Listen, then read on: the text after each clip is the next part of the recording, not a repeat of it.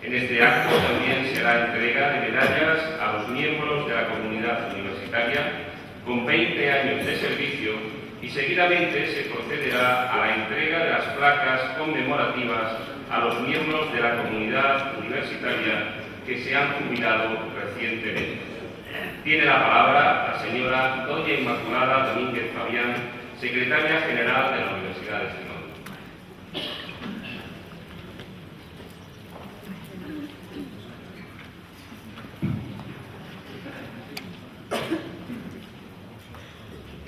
La Universidad de Extremadura, por acuerdo de su Consejo de Gobierno, quiere premiar con distinciones la labor y méritos del estudiante al término de la realización de sus distintos estudios.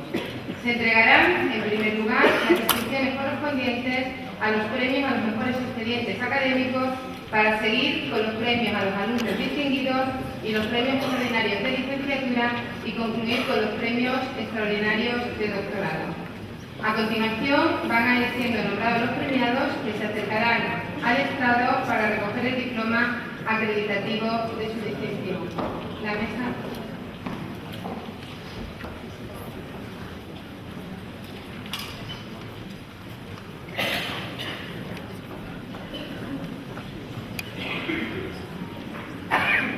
Comenzaremos por los premios a los mejores expedientes académicos correspondientes al curso 2013-2014 a propuesta de sus respectivos centros. Con la mención de premio al mejor expediente académico, la Universidad de Extremadura galardona a aquellos estudiantes que han finalizado las enseñanzas oficiales de grado y máster, así como los programas de simultaneidad de estudios establecidos por Consejo de Gobierno, que obtengan el mejor expediente personal de cada titulación, que no podrá ser inferior a la calificación de 8. Acérquense, por favor, al estrado por el Centro Universitario de Santa Ana, grado de Educación Infantil, mención en la atención primaria, Ana Álvarez Adame. Grado de Educación Infantil, mención en Teología Católica y su Pedagogía, Eva Mayoral Sánchez. Grado en Trabajo Social, Manuel Almorín Domínguez. Máster Universitario en Gerontología, María de la Paz Pérez Fernández. Por el Centro Universitario de Mérida, grado en Ingeniería en Diseño Industrial y Desarrollo de Productos, Alfredo Redondo Mancilla.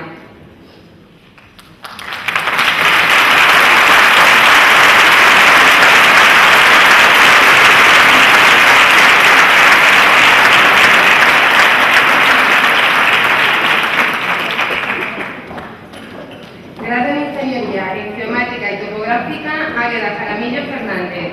Grado en Ingeniería Informática en Tecnologías de la Información, José Luis Urbano Orgar. Grado en Administración y Dirección de Empresas por el Centro Universitario de Plasencia, Zuleika Torillo Quijada. Grado en Enfermería, Beatriz Ruiz Antón. Grado en Podología, Sara Ramos Mora.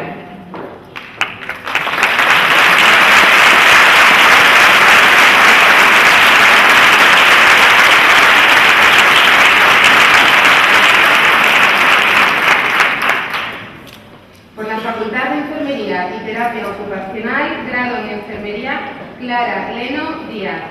Grado en Terapia Ocupacional, Ana Morán Colgado.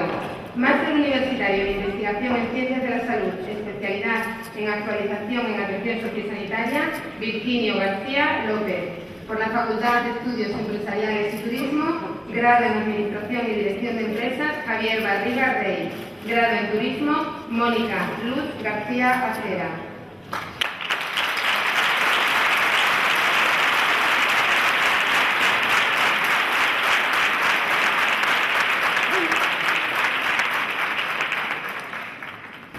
Máster en Universitario en Administración, Organización y Recursos Turísticos, Manuel Picapiedra Durán. Por la Facultad de Formación del Profesorado, grado en Educación Infantil, mención en Atención Temprana, María Jesús Garro Retamal.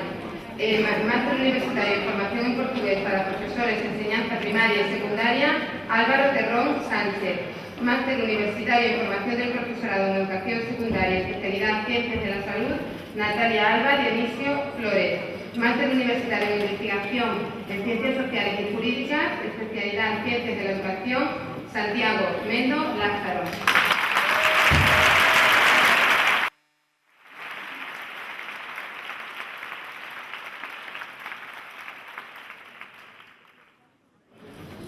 Por la Escuela de Ingenierías Agrarias, grado en Ingeniería de las Explotaciones Agropecuarias, José Gómez de Villar Leal. Grado en Ingeniería de las Industrias Agrarias y Alimentarias, Ángela María Sequedo González. Máster universitario en Gestión de Calidad y Trazabilidad de Alimentos de Origen Vegetal, Olga Monago Maraña. Grado en Educación Infantil, mención en Atención Temprana, Patricia Hernández Rosado. Grado en Educación Primaria, mención en Dificultades de la Comunicación y el Lenguaje, Irene del Rosal Sánchez.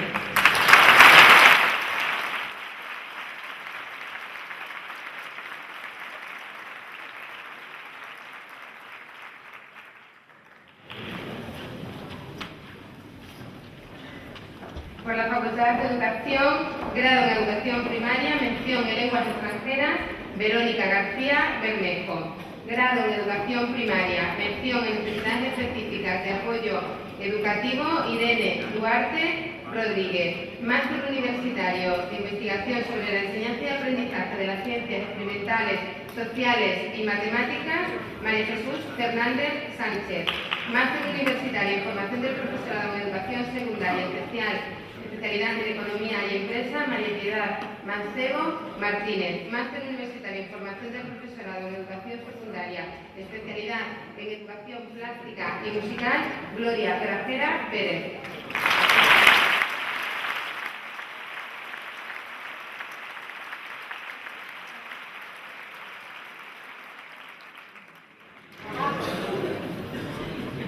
Máster universitario en Formación del Profesorado en Educación Secundaria, especialidad en Tecnología, María Dolores Calderón López.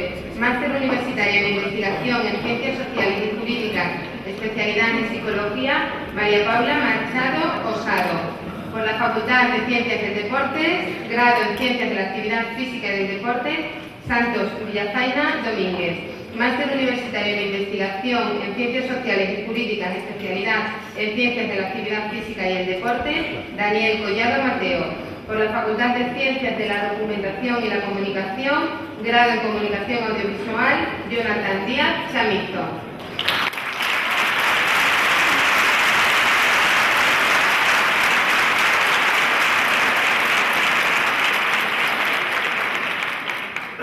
Grado en Información y Documentación, Jesús María Cabello Jaime.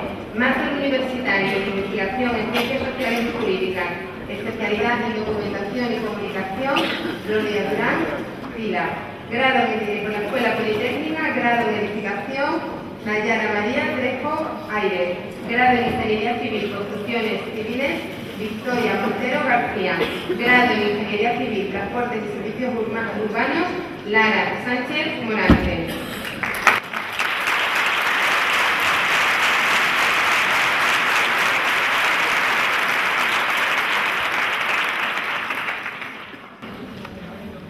Grado en Ingeniería de Sonido e Imagen en Telecomunicación, Pedro Yuste Gallego.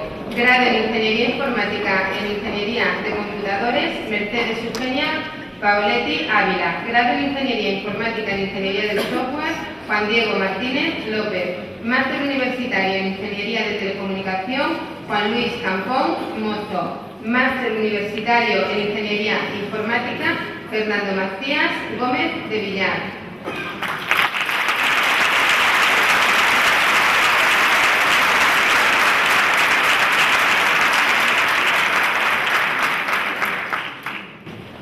Máster universitario en Investigación en Ingeniería y Arquitectura, Sergio Durán Álvarez. Por la Escuela de Ingenierías Industriales, grado en Ingeniería Mecánica, Rama Industrial, Alberto Ponce Torres. Máster universitario en Ingeniería Biomédica, Víctor Pablo Galván Chacón. Máster universitario en Recursos Renovables e Ingeniería Energética, Alberto Romero Rodríguez. Máster universitario en Seguridad y Salud Laboral, Avelina Rubio Carlito.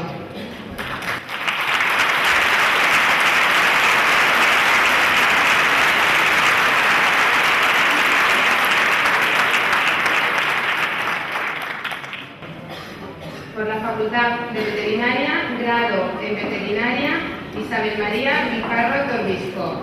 Máster universitario en Ciencia y Tecnología de la Carne, Alberto Aria Muñoz.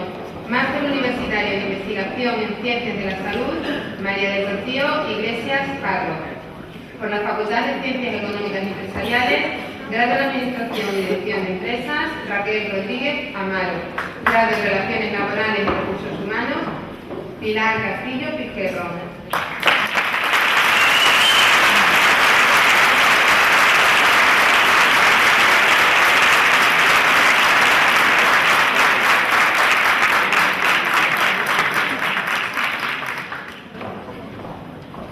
Máster Universitario en Investigación en Economía, Gestión y Comercio Internacional, Sonia Ramos Tejero. Máster Universitario en Investigación en Ciencias Sociales y Jurídicas, especialidad Economía, Empresa y Trabajo, Alberto Arroyo Farrona.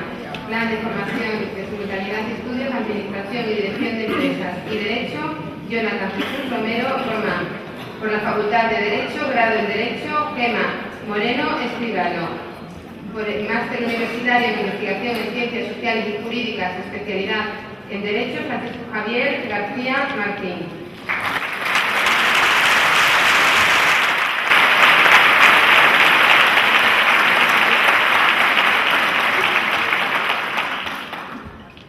Plan de Simultaneidad de Estudio, Derecho y Administración y Dirección de Empresas, Macarena Emilia Ovejero Eslava. Por la Facultad de Medicina, grado en Enfermería, Alicia Lozano Cuellar. Grado en Fisioterapia, Clara Nazaret Mejía Díaz. Máster Universitario en Investigación en Ciencias de la Salud, Coronada Fernández Gutiérrez. Por la Facultad de Filosofía y Letras, grado en Estudios Ingleses, María del Pilar Hernández Mateos.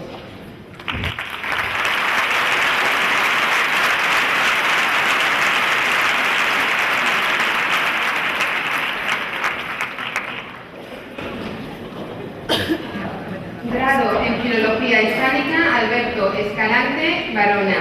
Grado en Geografía y Ordenación del Territorio, Celia González Carrasco. Grado en Historia del Arte y Patrimonio Histórico-Artístico, Víctor Garrido Jiménez. Grado en Historia y Patrimonio Histórico, Elena Xiomara Pauletti Ávila. Máster Universitario en Desarrollo Rural, Enrique López Rodríguez.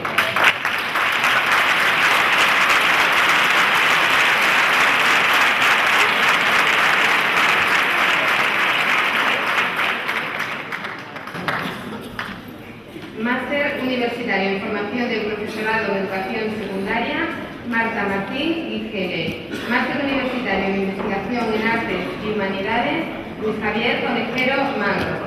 Por la Facultad de Ciencias, grado en Matemáticas, Juan Luis Durán Batalla. Grado en Química, Manuel Cabrera Bañezil. Máster Universitario en Formación del Profesorado en Educación Secundaria, especialidad Biología y Geología, José María Marcos Merino.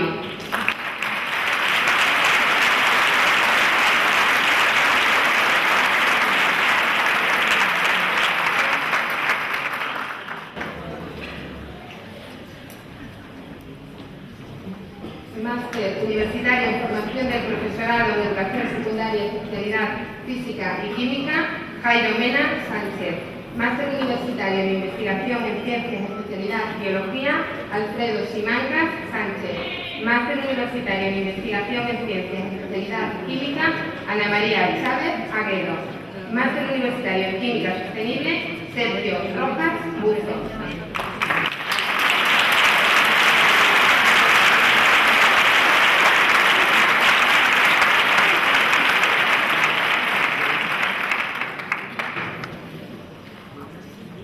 Continuamos ahora con los alumnos distinguidos correspondientes al curso 2013-2014, a propuesta de sus respectivos centros. Con la mención de alumnos distinguidos, la Universidad de Extremadura galardona a aquellos estudiantes de las enseñanzas oficiales de licenciatura y diplomatura que, dentro de cada centro y en consideración de todos sus cursos, obtengan el mejor expediente personal que no podrá ser inferior al de notable. Acérquense, por favor, al estrado. Por la Escuela Politécnica de Ingeniería en Informática, Antonio Almodóvar Benítez. Por la Escuela de Ingenierías Industriales, Ingeniería Industrial, Iñaki Sáenz del Castillo González.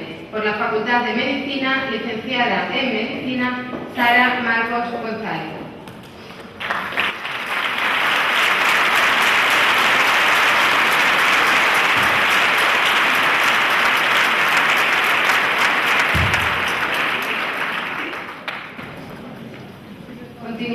con los premios extraordinarios de licenciatura correspondientes al curso 2013-2014, a propuesta de sus respectivos centros. Con la mención de premio extraordinario de licenciatura, la Universidad de Extremadura galardona a aquellos estudiantes que, habiendo terminado los estudios de licenciatura, realizan las pruebas para la colación del grado de licenciado y obtienen una calificación de sobresaliente. Acérquense, por favor, al estrado por la Facultad de Estudios Empresariales y Turismo, por la licenciatura en Ciencias Actuariales y Financieras, María Parche Durán, por la Facultad de Ciencias del Deporte, en la licenciatura en Ciencias de la Actividad Física y el Deporte, Daniel Collado Mateo, por la Facultad de Veterinaria, la licenciatura en Bioquímica, Mario Rodríguez Arribas, la licenciatura en Veterinaria, María del Rocío Iglesias Carro, y por la Facultad de Ciencias Económicas y Empresariales, por la licenciatura de Administración y Dirección de Empresas, Ana Luisa Godoy Caballero.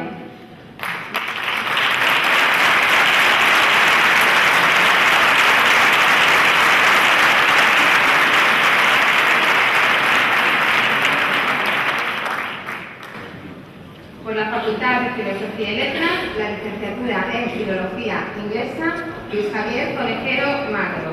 La licenciatura en Geografía, Víctor Jiménez Barrado. Y por la Facultad de Ciencias, en el título de Ingeniería Química, Elena Rodríguez Paniagua.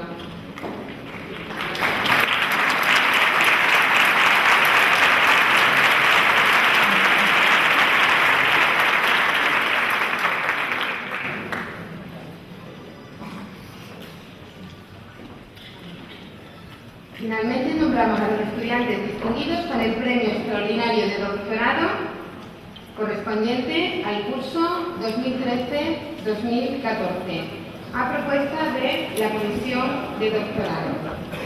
Con la mención de Premio Extraordinario de Doctorado, deberá entenderse la distinción otorgada a los estudiantes en atención a su expediente personal y a la importancia de su tesis doctoral, debiendo haber obtenido en esta tesis doctoral la calificación de acto cum laude por unanimidad. Acérquense, por favor, al estrado.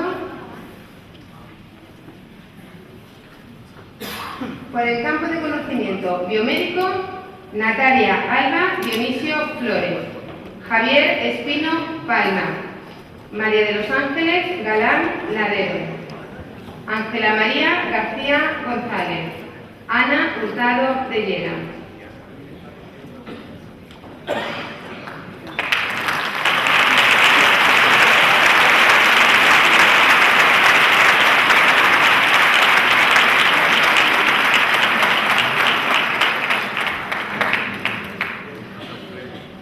Continuando con el campo biomédico, David Martín Hidalgo, David Risco Pérez.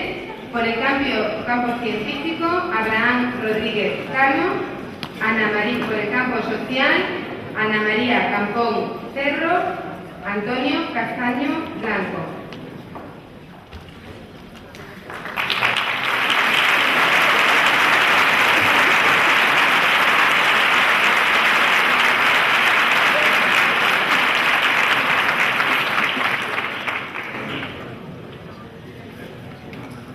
Continuando con el campo social, José Antonio Colgado Fernández, Alberto Franco Solís, Beatriz Rosado Cebrián, María Jesús Teixidó Domínguez.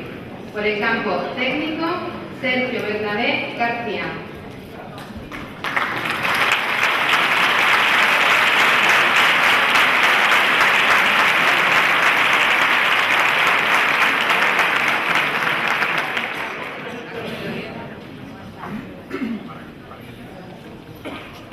Continuando con el campo técnico, Esther Ciudad Hidalgo, Ana Rita da Silva Praceres, Patricia Palo Gil y Juan Alberto Sánchez Margallo.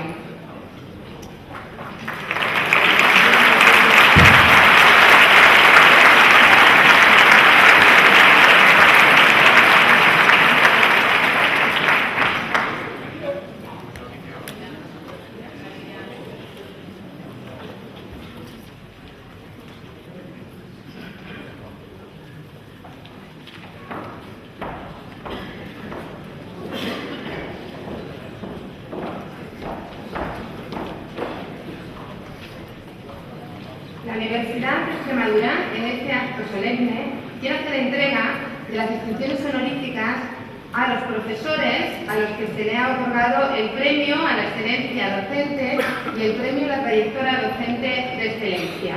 Vamos a proceder a continuación a nombrar a los premiados a los que se le va a hacer entrega de esta distinción. Acérquense, por favor, al estrado con el premio a la excelencia docente en el campo biomédico, Laura Muñoz Bermejo; en el campo científico, Carmen Calvo Jurado; en el campo científico, Virginio Enrique García Martínez; en el campo científico, Raquel Mayordomo Acevedo; en el campo humanístico, Ramiro González Delgado.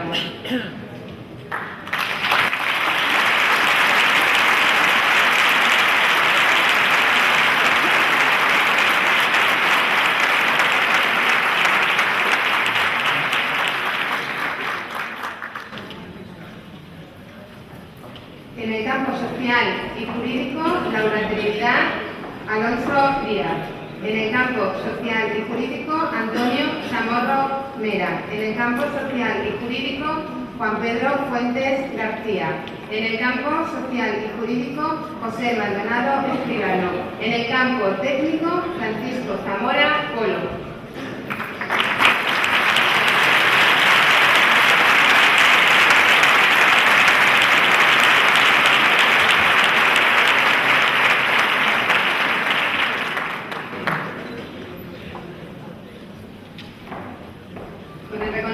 A la trayectoria docente de excelencia, Zacarías Calzado Almodóvar, Alejandro Martín Sánchez, Evaristo Antonio Ojalvo Sánchez, Santiago Tolosa Arroyo.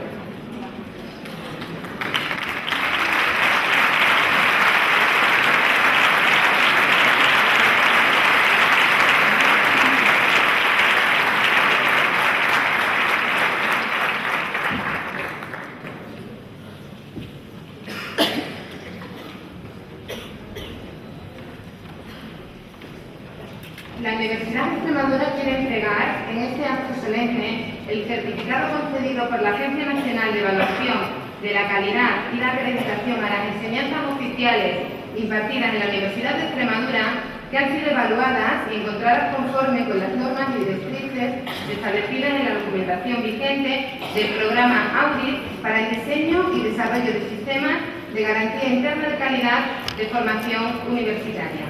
Por favor, acérquese al estrado el director de la Escuela de Ingenierías Agrarias y el decano de la Facultad de Ciencias del Deporte.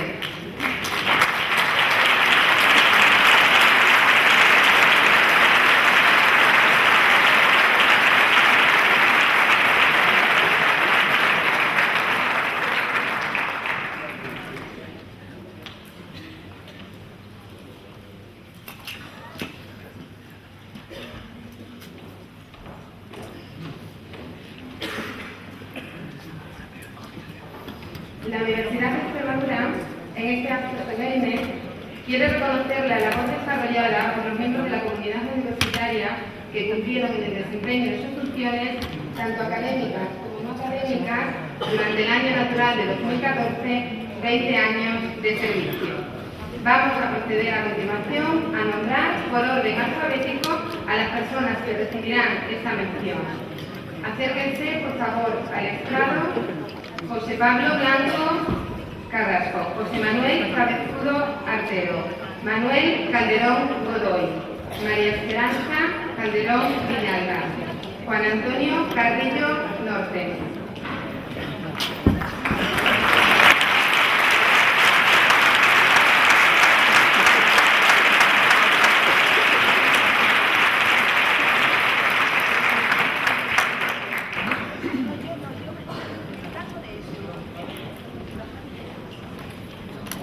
Acérquense, por favor, al estrado. Jesús Sebastián Damas Arroyo, Fernando del Villar Álvarez, Juan Carlos Díaz Martín, Juan Luis García Zapata, Juan Antonio Gómez Pulido.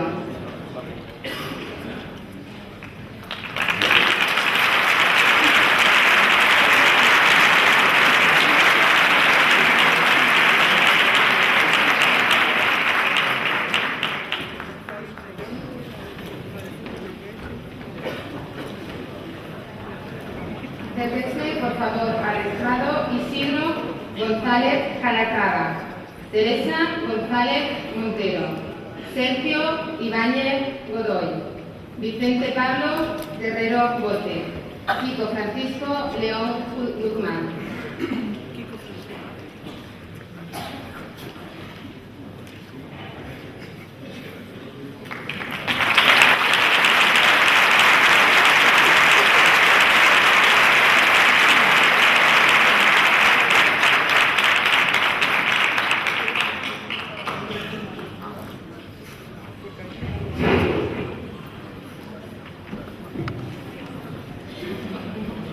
Acérquense, por favor, al estrado Ana Carmen Maestre Moreno, Marta Lucía Martín Corrales, Agustín Matías Sánchez, María Yolanda Carmen Miralles Barranquero, Jesús Montanero Fernández.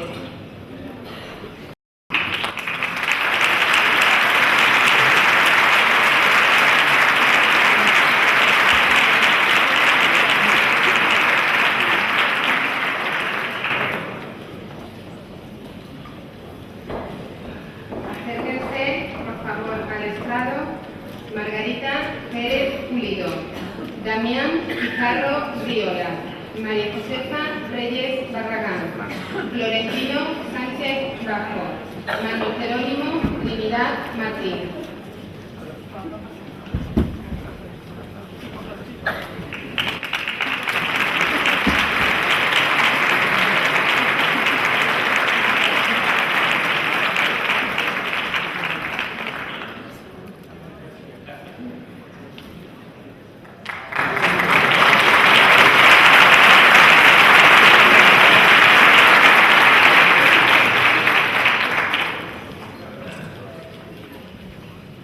Acérquense, por favor, al estrado Blas Manuel Vinagre Jara, María Mercedes Vaquera Mosquero, Agustín Vivas Moreno.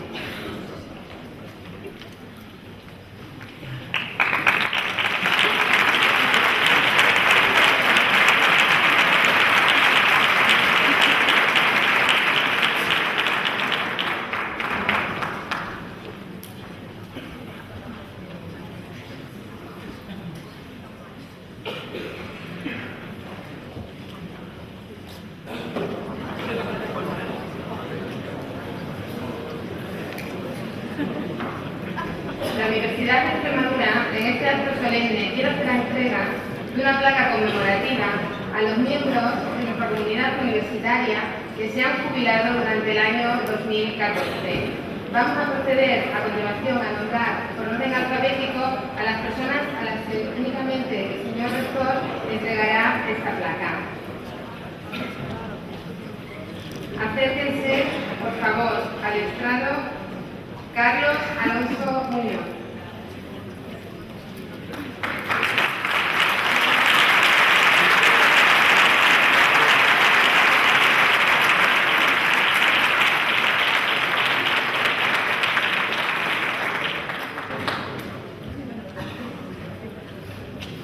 José Benito Hernández.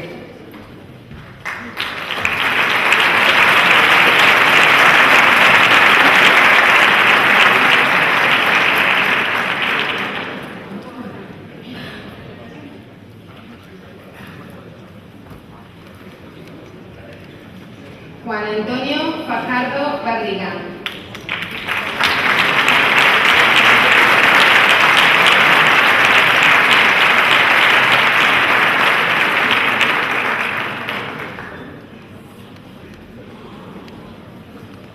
José Manuel González Calvo.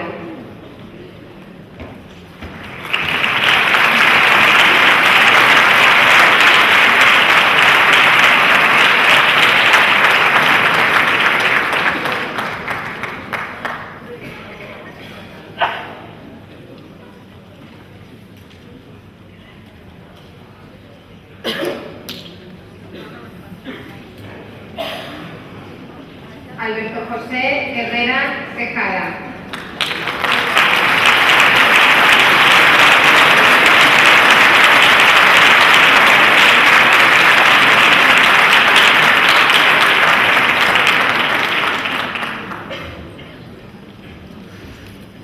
Encarnación López Collazo.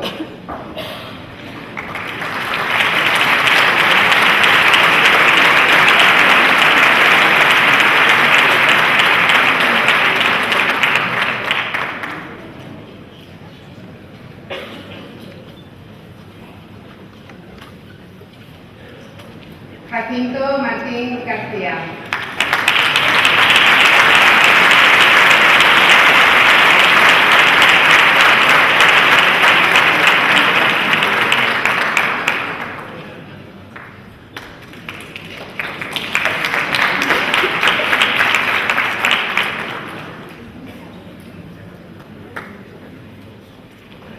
Josefa Morlán Loriente.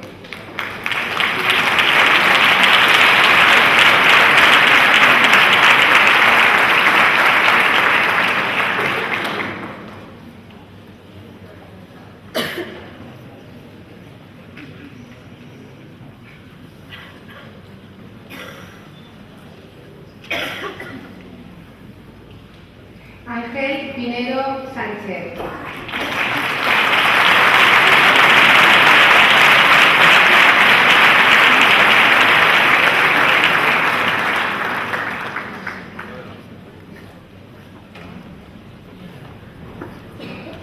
María Magdalena Rodríguez Gil. Lo recoge Juan Carlos Monterde García.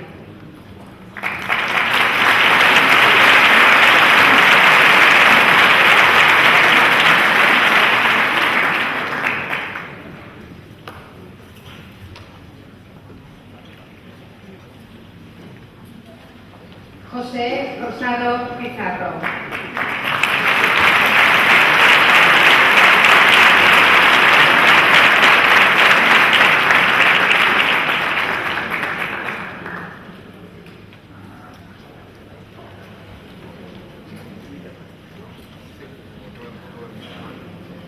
Andrés Ángel Sáenz del Castillo Ruiz de Arcaute.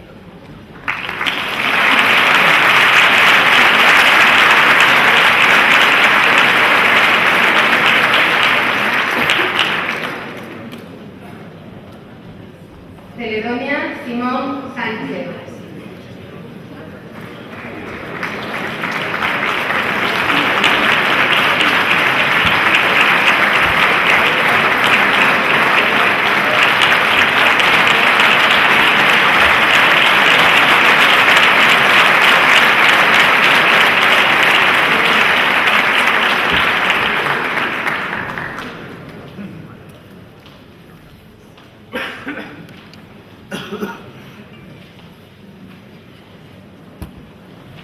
Francisca Carrillo Alonso.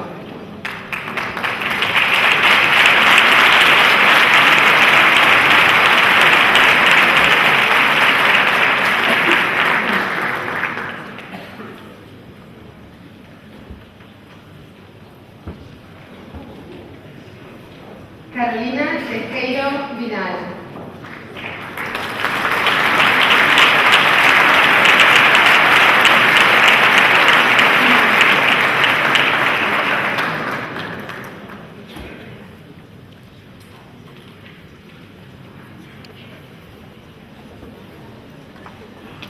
Jesús Fernando Urueña de la Fuente.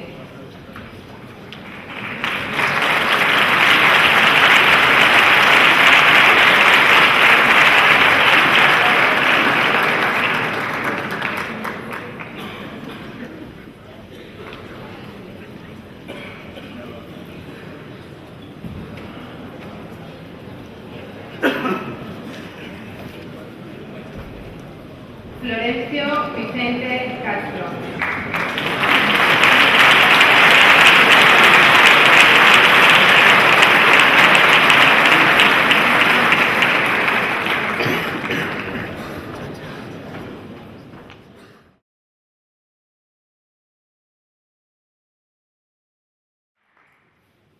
Ahora sí,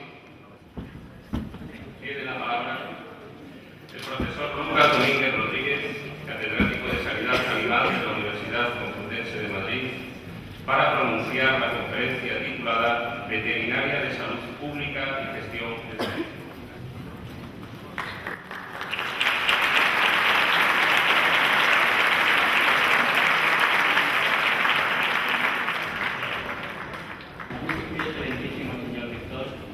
señora vicepresidenta de la Junta de Extremadura, señora consejera, señor vicerrector, señora secretaria general, señoras y señores vicerrectores, autoridades civiles y militares, profesores, profesoras, doctores y doctoras, señoras y señores, amigos todos. Bueno, espero que sepan disculparme el error que he cometido de los medios, pero bueno, afortunadamente nuestra universidad y nuestro rector tienen suficiente cintura como para salvar los errores de disciplina. Muchísimas gracias. Querido doctor, nunca pude imaginar que en algún momento iba a tener la ocasión de dirigirme al claustro de la Universidad de mi tierra con motivo de la celebración de San Tomás de Aquino, nuestro patrono. Este es un honor que le debo y por el que le quedo agradecido para siempre. Como motivo de mi disertación, he elegido un tema que, debido a las últimas crisis sanitarias, está de actualidad y resulta muy controvertido. ¿Cuál es el papel que los veterinarios debemos jugar en el control de la transmisión de las enfermedades entre los animales y el hombre? Y sobre todo las herramientas que los gestores de la salud pueden aplicar para este propósito sin que sean tildados de bárbaros e insensibles. Siempre se ha dicho que nuestras emociones y sentimientos a veces pueden transformarnos en seres irracionales y que las soluciones a los problemas complejos que las atañen no se pueden adoptar y explicar en medio de las crisis, toda vez que con seguridad van a desencadenar una crisis mayor. Los profesionales que de alguna manera trabajan en el campo de la salud pública veterinaria y de la sanidad animal llevan más de 100 años enfrentándose a problemas relacionados con la gestión de enfermedades zoonóticas y episodios. Los resultados de esta gestión están ahí. Hay un buen número de enfermedades que se han conseguido eliminar en amplias áreas del globo. Es verdad que los métodos y estrategias utilizados en el pasado, donde no teníamos demasiadas herramientas de control, están siendo cuestionados y que necesitan ser perfeccionados a la luz del conocimiento y la sensibilidad actual de nuestra sociedad hacia los animales. Pero no es menos cierto que no podemos cuestionar la importancia para el hombre y los animales de la eliminación de las enfermedades infecciosas y parasitarias, en función del riesgo que suponga, en principio para el hombre y después para el resto de los animales y el medio ambiente. La cifra de los más de 2 millones de personas que mueren cada año por causas directas de enfermedades adquiridas desde los animales, creo que no dejan margen para la duda. A ellas habría que sumar la enorme cifra de personas afectadas, muchas de ellas de forma grave, a veces invalidante. Resulta casi imposible de cuantificar y la ingente cantidad de recursos económicos que directa o indirectamente hay que invertir para paliar sus efectos y que bien podrían ser dedicados a otros objetivos. Si coincidimos en los fines, nuestros esfuerzos deberían centrarse en la mejora de los métodos. Está claro que ya ha pasado el tiempo de la concepción antropocéntrica del universo. Estamos en un tiempo nuevo en el que los hombres ya no nos consideramos el centro de la creación, que podemos disponer libremente y a nuestro antojo de los animales. La forma y la mentalidad con la que tratamos a nuestros animales dependen de creencias y valores en relación con su naturaleza, especie, raza, aptitud y su importancia moral. Varía notablemente de una cultura a otra e incluso de un individuo a otro. La concepción de los animales como seres sensibles es cada vez más común en la educación de nuestro tiempo. Y entonces, debiéndose salvaguardar en todo momento su bienestar y utilizar prácticas que mitiguen el dolor y la angustia, que eviten las enfermedades y lesiones y que aporten unas condiciones acordes con su condición. Queda claro, una vez más, que el fin no justifica los medios y que no se puede ni se debe herir gratuitamente ninguna sensibilidad, por marginal que nos parezca, utilizando siempre que sea posible todas las medidas a nuestro alcance para respetar todos los sentimientos, haciéndose compatible todo ello con nuestro objetivo que no debemos olvidar, que es el de preservar la salud humana. Por tanto, todas las partes interesadas debemos establecer canales para informar con transparencia de las medidas que se necesitan aplicar y de la necesidad y bondad de los resultados que con estas intervenciones estamos obteniendo. En un lenguaje que pueda ser percibido por toda la sociedad, cada postre es la que tiene que aprobar nuestra conducta.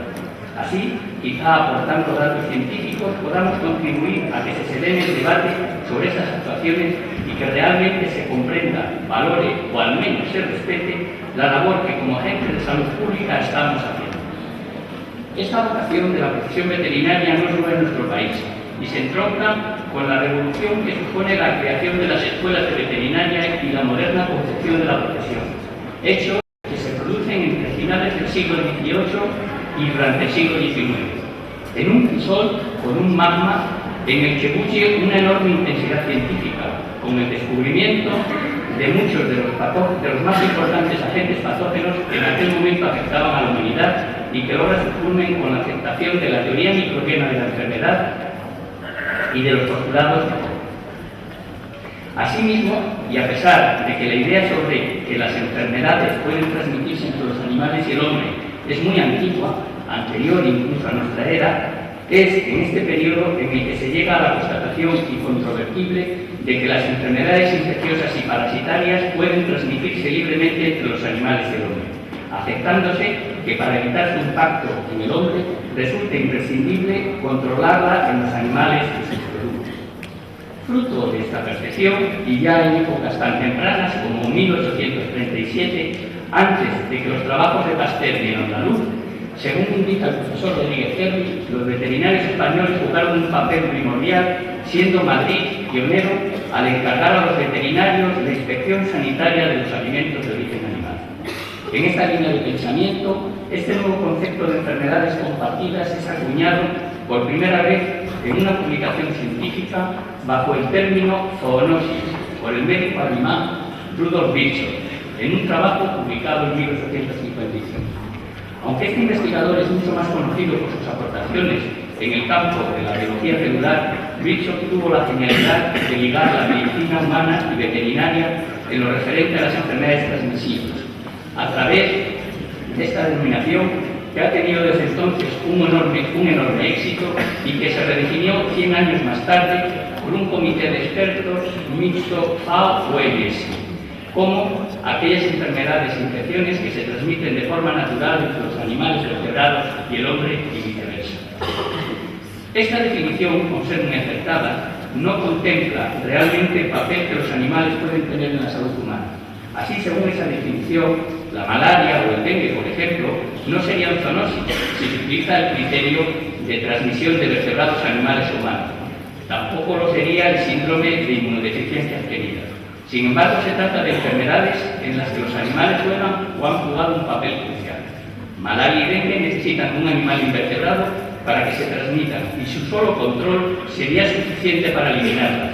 Y en el caso del SIDA, aunque en este momento se transmita entre personas sin intervención de animales, en su origen están los animales.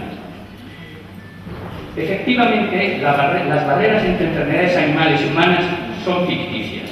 Casi 2/3 del total de las enfermedades transmisibles humanas son zoonósicas, el 61%, es decir, adquiridas a partir de un animal vertebrado.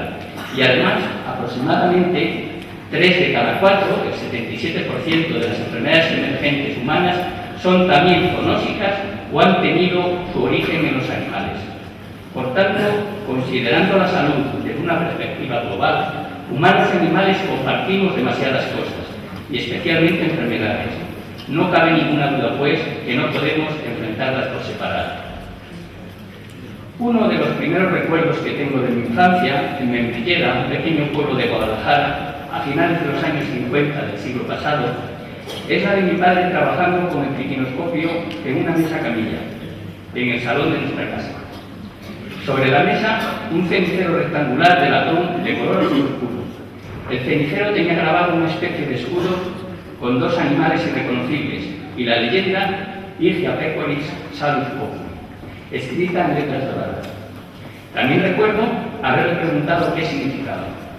Él me explicó el objeto de lo que estaba haciendo al analizar la carne de los cerdos que sacrificaban los vecinos, evitar que las personas pudieran enfermar si consumían la carne de animales parasitarios, y apostilló que una buena parte de su trabajo consistía en prevenir enfermedades de los animales, para de esta forma evitar que alguna de ellas llegara a las personas.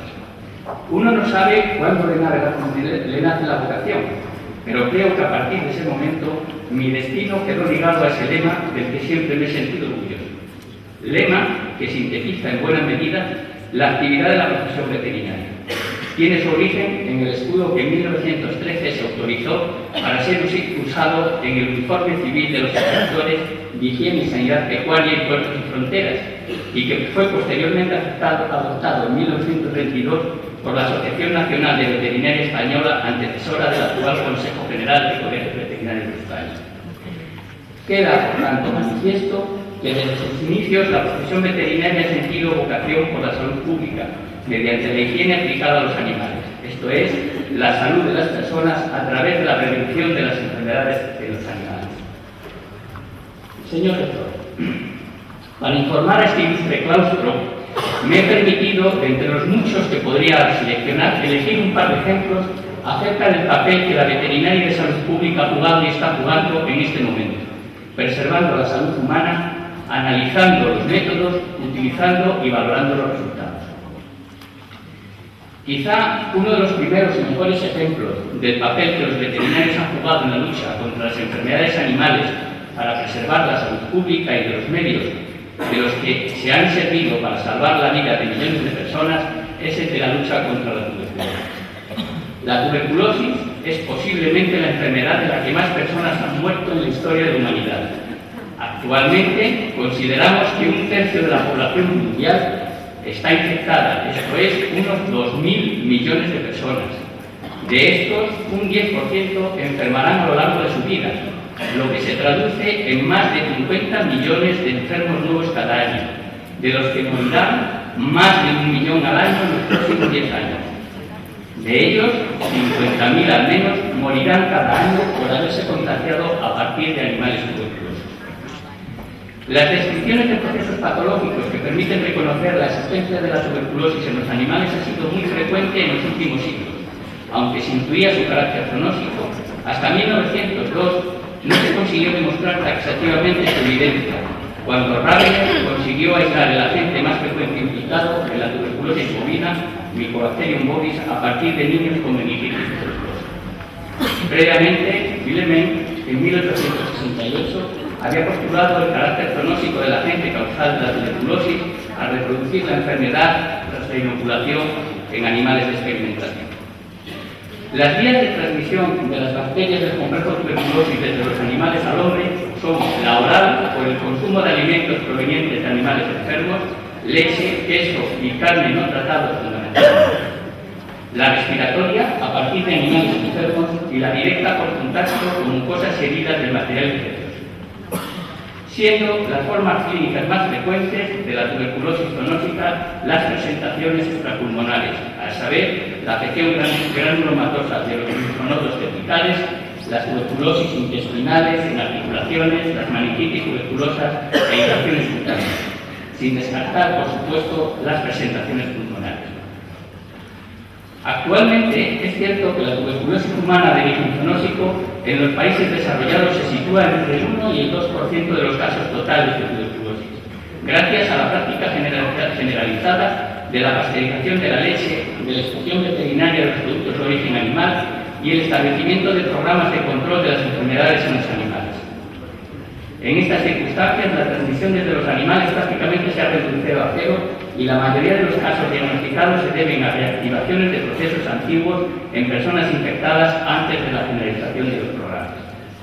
Así, mientras que en España, en un estudio realizado en los primeros años de este siglo a nivel nacional, se describe que el 2,2% de los casos de tuberculosis en el hombre eran causados por Mycobacterium bovis, Mycobacterium capre, en Tanzania, al menos un 10% de las tuberculosis extrapulmonares están causadas por Mycobacterium bovis.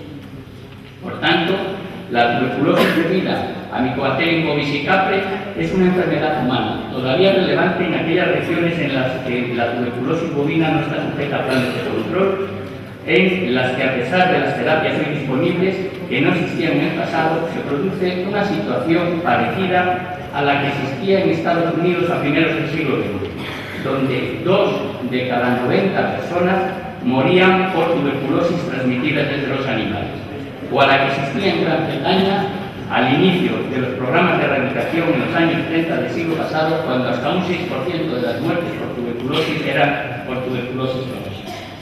Como en muchas otras zoonosis, el control de la tuberculosis exige la erradicación o al menos el control en los reservorios animales y la eliminación de la transmisión de la gente crónica.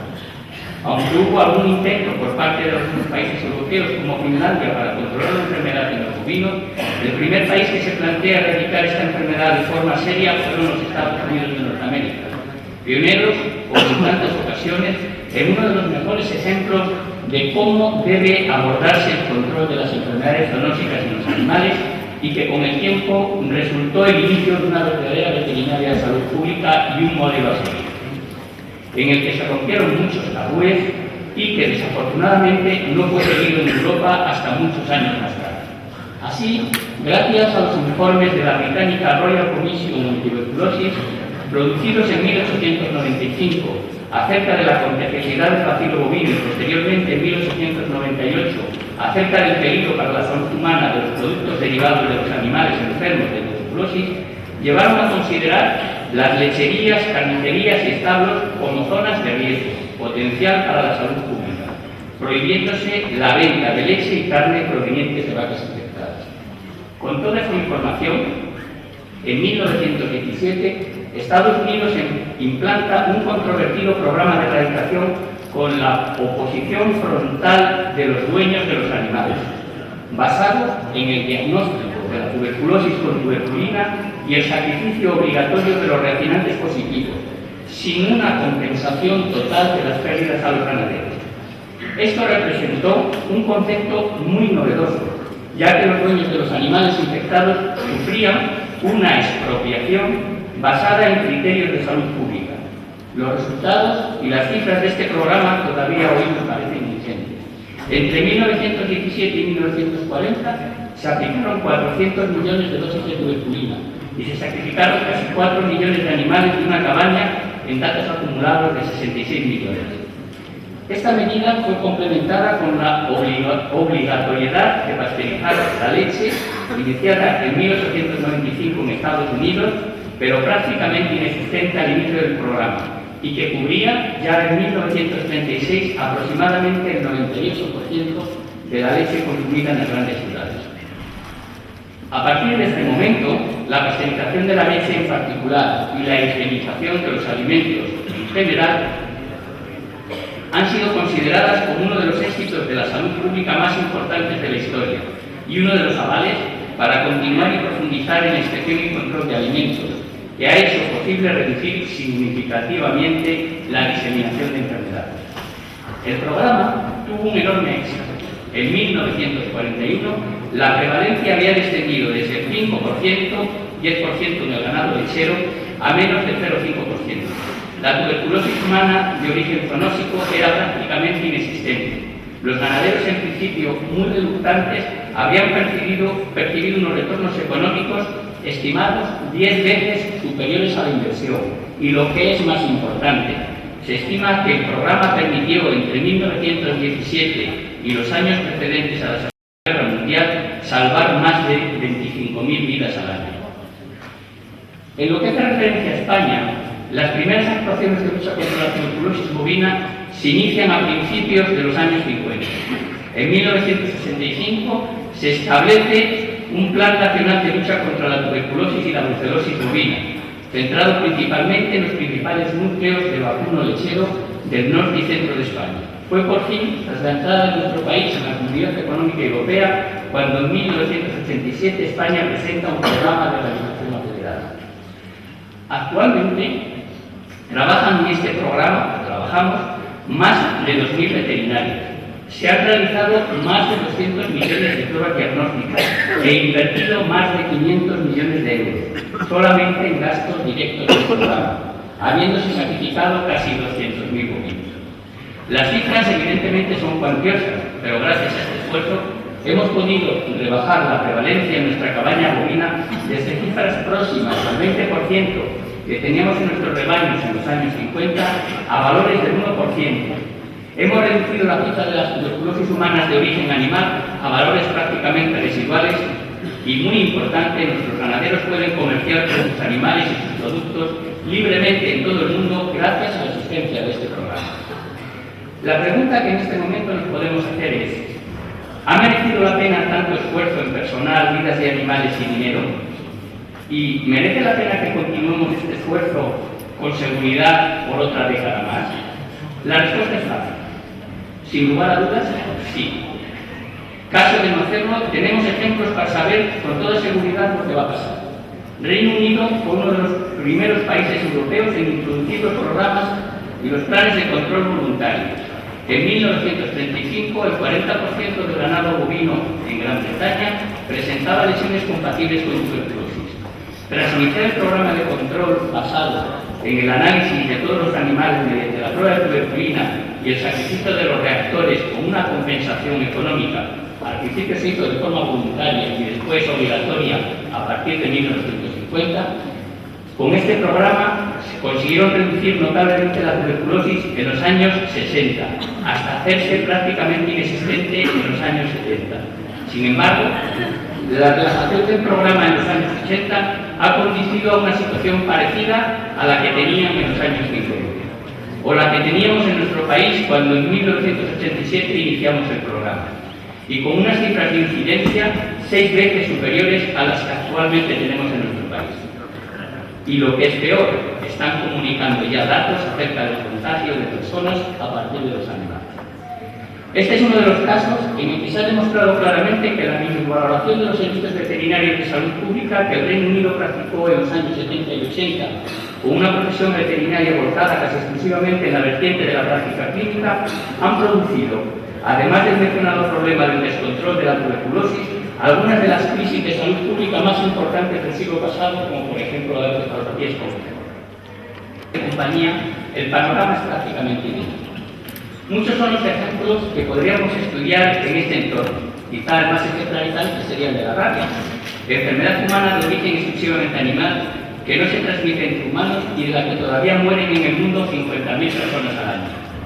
Muchos son los ejemplos erradicada de nuestro país y de la que recientemente ha habido un brote en el que se han sacrificado varios animales sin el impacto mediático que tuvo el caso que voy a mencionar a continuación, ya que en buena medida, entiendo, ha provocado lo que hoy me esté diciendo a todos ustedes.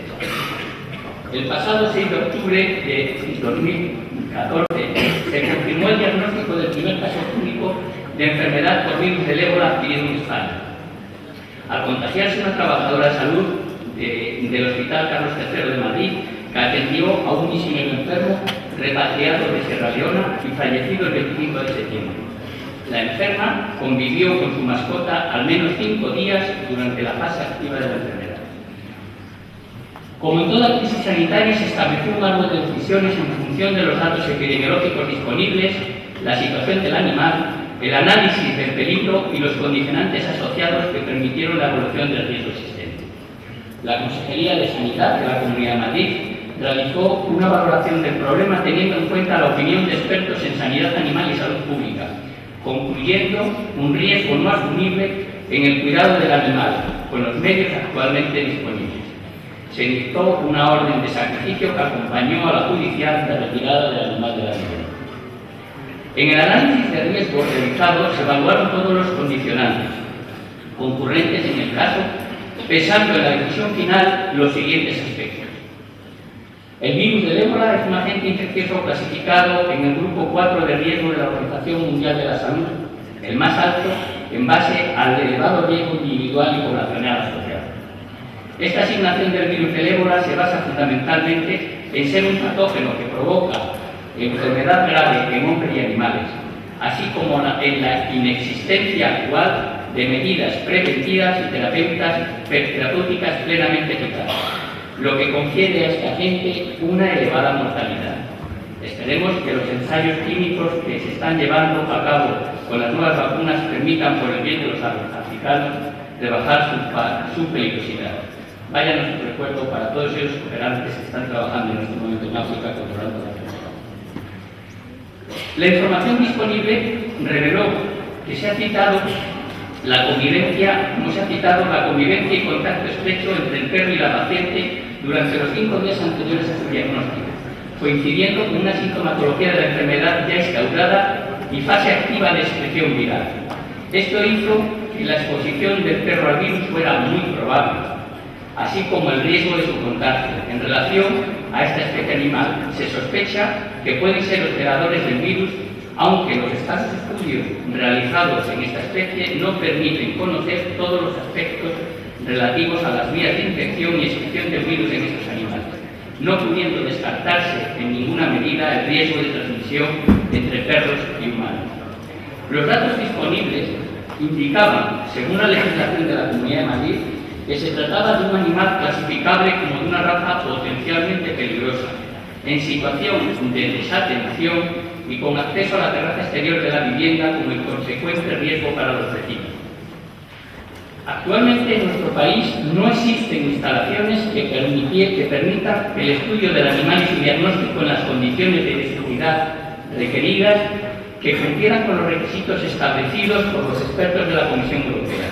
Tampoco contábamos en nuestro país con protocolos ni medios contrastados para el transporte vivo del animal, ni infraestructuras en las que poder realizar su cuarentena cumpliendo con las normas exigibles tanto en materia de bioseguridad como, no olvidemos, de bienestar animal.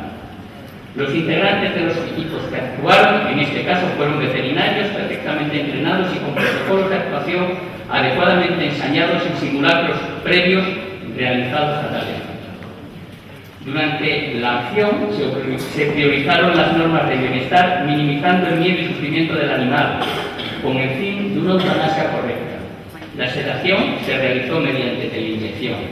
El sacrificio posterior a la pérdida de conciencia se practicó mediante la administración intracardíaca de un anestesia. Aunque estaba planteada la posibilidad de realizar una toma de muestras del animal, finalmente no se realizó, con objetivo de eliminar el riesgo asociado a este tipo de procedimientos, al verse modificado el protocolo inicial en relación al destino del animal. La desmesura con la que este tema fue tratado por sus propietarios, una parte del sector animalista, aliados por sectores con intereses no suficientemente confesados, sorprendió a propios y extraños. En lo que respecta a la actuación veterinaria, doy fe que la primera intención fue la de mantener al animal en cuarentena. Fue el comité científico constituido ad hoc el que, tras valorar la falta de transporte e infraestructuras que garantizaran las condiciones de bioseguridad y el bienestar del animal en esta actuación, unida al principio de precaución ante la ausencia de evidencias científicas que descartasen la transmisión del virus del ébola entre perros y humanos, los que exigieron el sacrificio del animal como medida sanitaria y con el objetivo de proteger en todo momento la salud pública. Afortunadamente, se tomó la decisión correcta. En este momento se dijeron muchas barbaridades acerca de lo que se debía hacer, pero como indiqué en aquel momento, nuestra sociedad mostró lo peor de sí misma, que actuó de forma egoísta. Todo el mundo quería salvar a Excalibur, pero nadie lo quería cerca, ni siquiera nos querían a los que tuvimos algún contacto con él.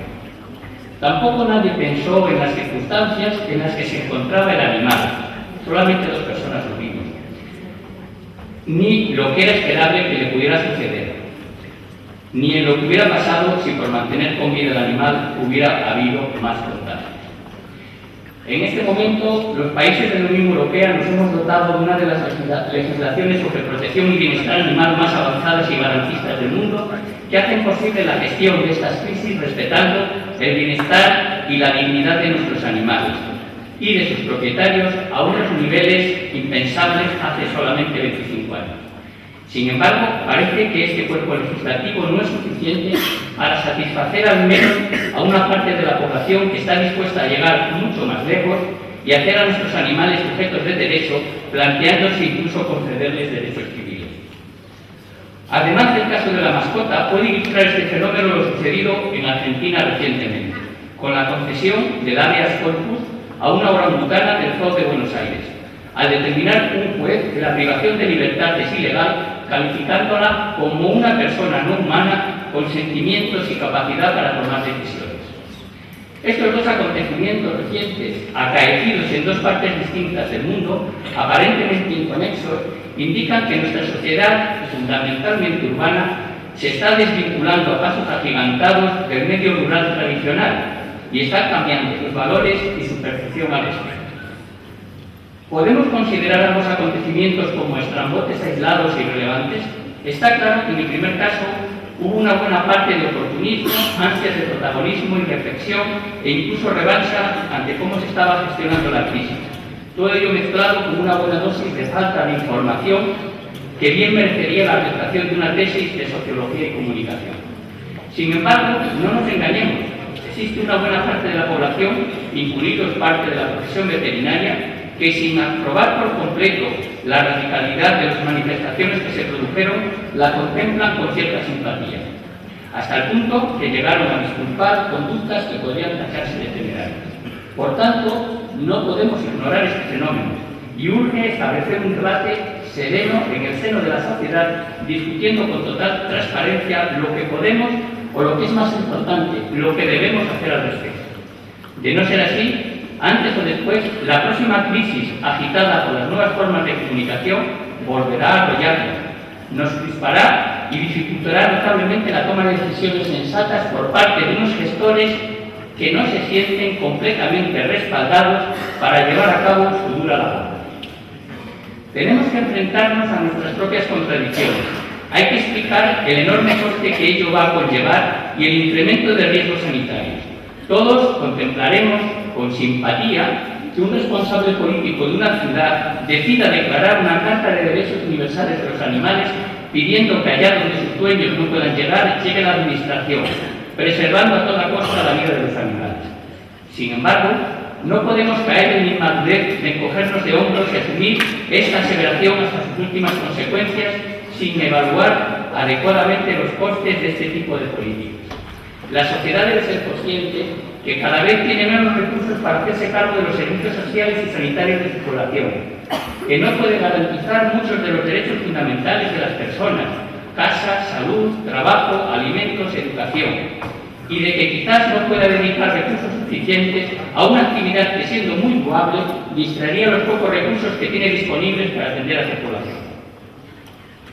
Como suele suceder en estos casos, y gracias a la competencia de nuestro sistema de salud, casi nunca se plantean los problemas en la fase de análisis y gestión del riesgo, y todos los problemas surgen a la hora de comunicarlos y cómo son percibidos por la sociedad. Urge, por tanto, explicar y establecer los cauces de comunicación adecuados para que la demagogia no bloquee a los responsables políticos ni les haga inhibirse a ellos y a los técnicos encargados del abordaje de los problemas ante el temor de graves consecuencias civiles y penales. Es muy importante establecer un cuerpo legislativo que les proteja adecuadamente para que puedan tomar sus decisiones en base al mejor criterio científico sin sentir ningún tipo de coacción. Es importante explicar que en nuestro país, salvando las excepciones, son perfectamente compatibles los derechos de los animales a ser tratados dignamente como les corresponde, y la protección y el derecho que las personas tienen a su salud y bienestar. Por último, sería trascendente y exigible en este tipo de crisis sanitarias que en un Estado tan descentralizado como el nuestro se produjera la necesaria coordinación de todos los responsables de las administraciones implicadas, formando comités de crisis donde estén representados los gestores de salud pública animal, científicos, cuerpos de seguridad y atención sanitaria, y estableciendo una política adecuada y eficaz de comunicación, aspecto este último en el que deberemos mejorar notablemente. Querido rector, autoridades, profesores, profesoras, doctoras, doctores, señores y señores. Humanos, animales y patógenos hemos coexistido en una lenta evolución durante milenios.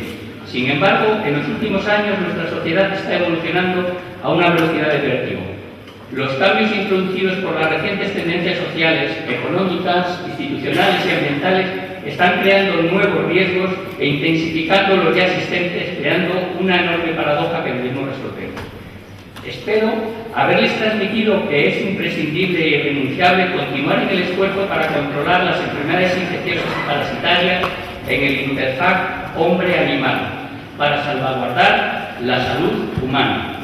También que debemos hacerlo de una forma acorde con la sensibilidad de la sociedad a la que nos debemos y a un coste asumible para unos sectores que cada vez ven más mermados los recursos que pueden dedicar ante el incesante crecimiento de las necesidades de la población, y que para todo ello, por tanto, se requieren estrategias y respuestas innovadoras para hacer frente a los riesgos existentes. Rector, recientemente hemos celebrado el centenario del emblema de nuestra profesión y ya ha emergido con fuerza un nuevo concepto que lo va a desplazar sin ninguna duda. Es el denominado OneHealth, basado en la propuesta que el parasitólogo y padre de la moderna epidemiología veterinaria, Carl Schwab, hizo en 1964 en su libro Veterinary Medicine and Human Health, y que podría definirse como el esfuerzo de colaboración de múltiples disciplinas que trabajan a nivel local, nacional y global para lograr una salud óptima para las personas, los animales y el medio ambiente. Se ha demostrado que la salud global es demasiado importante para dejarla exclusivamente en manos de médicos y veterinarios. Ni siquiera la interacción con el resto de las profesiones del área de la salud parece suficiente. Hace falta la intervención de muchos profesionales con competencias específicas en multitud de campos en una lista que resulta interminable. Toxicólogos, ambientalistas, sociólogos, entomólogos, biólogos, edafólogos, meteorólogos, ecólogos, profesionales del derecho, del ocio, del transporte, del cambio climático, comunicadores y muchas otras profesiones en una larga lista confluyendo para estudiar una misma situación. Parece evidente que la sanidad en mayúsculas va a estar integrada por todos estos profesionales estrechamente vinculados. Las últimas crisis del ébola y la gripe nos han demostrado que resulta vital abordar las amenazas sanitarias en el interfaz entre humanos, animales y ecosistemas, de forma global. También han demostrado que es imprescindible realizar las actuaciones de forma transparente y coordinada, basándose en la actuación de profesionales cualificados, en el asesoramiento científico y en la experiencia. Todo ello resulta vital para la gestión de estas amenazas y para la credibilidad política en el ámbito tanto nacional como internacional. Por tanto, formación, educación y comunicación son las palabras claves. Ninguna mejor para ser expresada en este foro. Es necesario ampliar los currículos de nuestros estudiantes de ciencias de la salud y afines con nuevas materias y enfoques que escapen a nuestra introversión y nos permitan aprender de otros campos del saber complementarios a los nuestros. La complejidad de las enfermedades en nuestro mundo hace indispensable que se identifiquen estrategias eficaces basadas tanto en la ciencia como en la experiencia práctica confirmada al objeto de reducir amenazas futuras. Muchas gracias.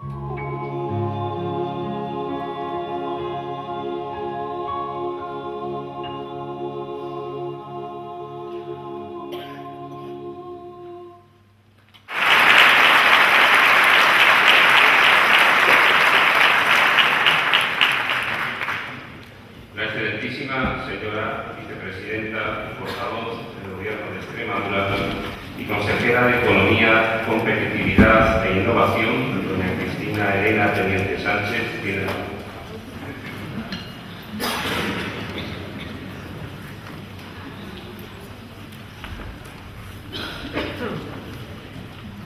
Rector magnífico en la Universidad de Extremadura, consejera de Educación y Cultura, Secretaría General de la Universidad, rector, autoridades académicas, militares y eclesiásticas, queridos alumnos, amigos, amigas, buenos días, buenas tardes ya a todos. Yo me formé, estudié y crecí personalmente en la Universidad de Extremadura. Por eso para mí es muy emocionante estar hoy aquí, además escuchando la voz de los ángeles del foro universitario. Querido rector, muchas gracias por este privilegio, el privilegio de participar en este acto en honor a nuestro patrón, Santo Tomás de Aquino, un día para la celebración, un día para el reconocimiento y la felicitación, pero una ocasión, un momento sin duda para la reflexión y para el análisis sobre nuestro presente, sobre nuestro futuro y sobre nuestros retos y desafíos. Nuestros retos y desafíos como sociedad y el papel de la universidad en esos retos y desafíos del presente y del futuro. Saber hacia dónde vamos y sobre todo saber cuál es el papel de la educación y de la universidad en este nuevo escenario. Siempre he creído que la primera tarea que cumple la universidad es la de agitar la vida, ofrecernos un nuevo espacio para dejarla libre, para descubrirla con nuevas visiones, para revolucionarla con la sorpresa de nuevas ideas y de experiencias distintas, para enriquecerla con la luz y con el talento de otras personas.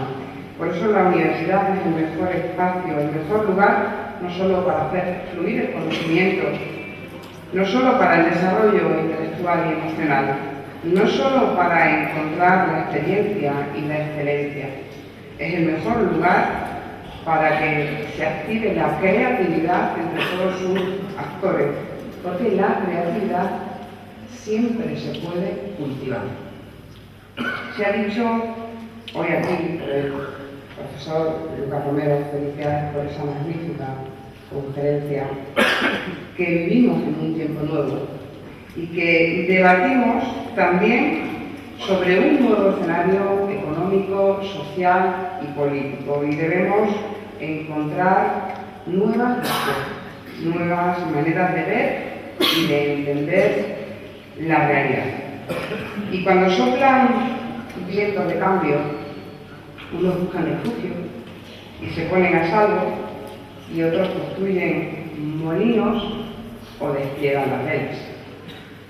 Hoy gestionamos, gobernamos, enseñáis, aprendemos en un nuevo escenario que se caracteriza por la velocidad de un viento que trae cambios profundos. Y tenemos dos opciones: escondernos y refugiarnos o aprovecharnos como una gran oportunidad. Sabemos que en el puerto los barcos están más seguros, pero ni los puertos ni los barcos se construyeron.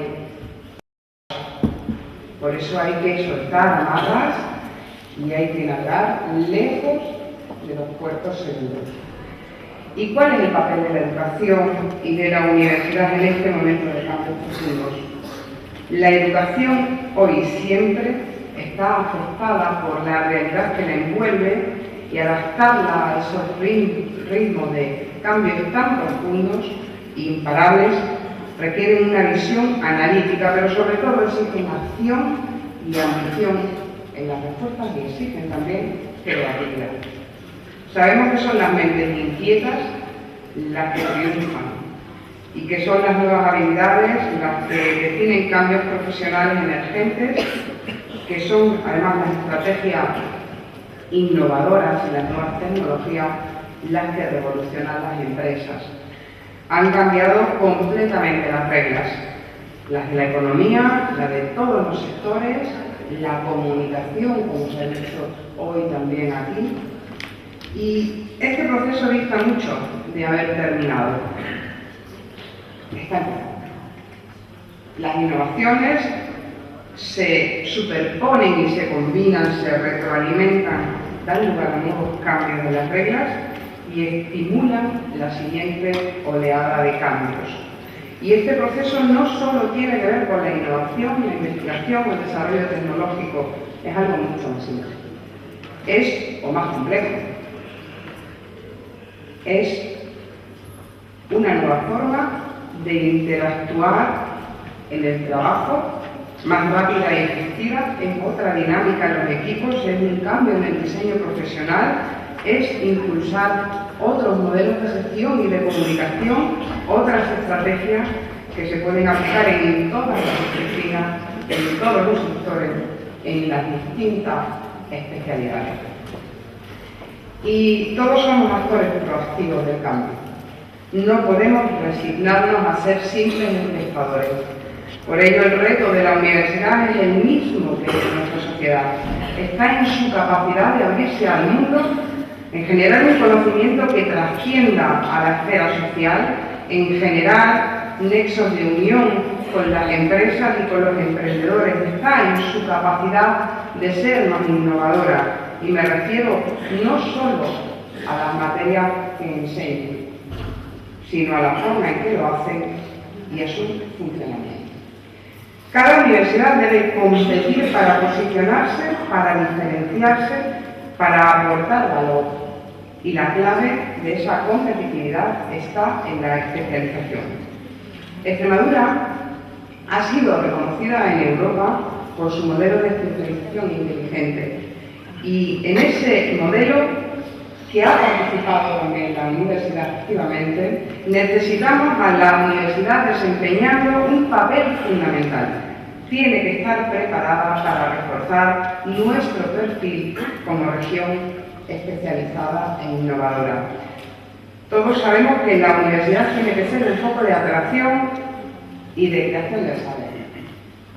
Todos sabemos que tenemos que asegurar una formación de calidad, potenciar la labor investigadora, buscar el reforzamiento de las alianzas con otras universidades y trabajar intensamente en la internacionalización de nuestra universidad. Y yo quiero hoy trasladar aquí a nuestro rector la importancia de trabajar estos retos ligados a la especialización, a la innovación, para que los tenga en cuenta en su segundo mandato al frente de la Universidad de Extremadura. Sé que comparte, porque ha sido muchas las conversaciones, querido rector, sé que comparte esa sensibilidad y esta visión del futuro de Extremadura. Y su compromiso, que es el vuestro, es muy valioso, es necesario. Por nuestra parte, vamos a poner todo el empeño como gobierno en facilitar vuestra participación en los proyectos europeos del programa Horizonte 2020 y en los proyectos nacionales, porque la posición de las universidades está directamente relacionada con la producción científica de calidad. Además, es nuestra responsabilidad como gobierno dar respuestas a otras demandas importantes que desde esta institución se han venido haciendo y que harán posible que ésta pueda adaptarse mejor a un entorno competitivo e innovador. Les hablo de hitos recientes que tienen un importante alcance en el ámbito de nuestra comunidad autónoma. Medidas como la creación del catálogo de grupos de investigación que aprobamos el pasado mes de diciembre. Fue vuestra demanda, fue la demanda de la universidad y nuestra responsabilidad era atenderla. Y también el objetivo de este gobierno de contar con un catálogo de grupos de investigación para la divulgación del sistema de investigación, desarrollo e innovación y para la comunicación, que es esencial, de los distintos agentes que participan en el sistema extremeño de ciencia, tecnología e innovación.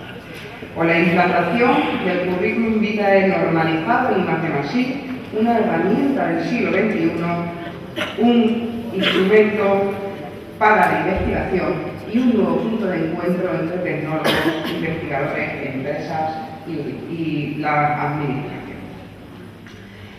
Pero hay que seguir avanzando, nos queda mucho camino por recorrer. Nadie puede conformarse. Y en esta línea, ayer mismo el Consejo de Gobierno del Ejecutivo extremeño dio un paso más con la aprobación del decreto que regula el procedimiento para la realización de ensayos clínicos con medicamentos y productos sanitarios, porque tenemos que flexibilizar las normas y adaptarlas a un contexto de futuro. El año pasado, Extremadura consiguió un hito sin precedentes, ya que alcanzamos 150 nuevos estudios de investigación clínica. Se trata de la cifra más alta de la historia, pero no es suficiente. Por eso hemos creado la Red de Investigación Clínica de Extremadura y la primera línea de becas de intensificación de la actividad investigadora del Servicio Extremeño de Salud, dotada con 300.000 euros. Vamos con ello a incrementar el margen de beneficios que obtienen los profesionales, pasando del 55 anterior al 70. Estos hitos tienen que contribuir a seguir creciendo en el gasto en I+D+I. Y aunque en 2013 Extremadura ha registrado el mayor incremento del país en el gasto en I+D y presenta el segundo mejor comportamiento del empleo en esta actividad, queda mucho por hacer. En 2015, inauguramos un nuevo marco presupuestario europeo. Nos proyecta hasta 2020 y Extremadura está preparada para afrontarlo con una eficacia sin precedentes gracias a la labor de planificación estratégica que hemos realizado con el conjunto de la sociedad extremeña a través, como decía, de la estrategia de especialización inteligente. Esa es nuestra brújula.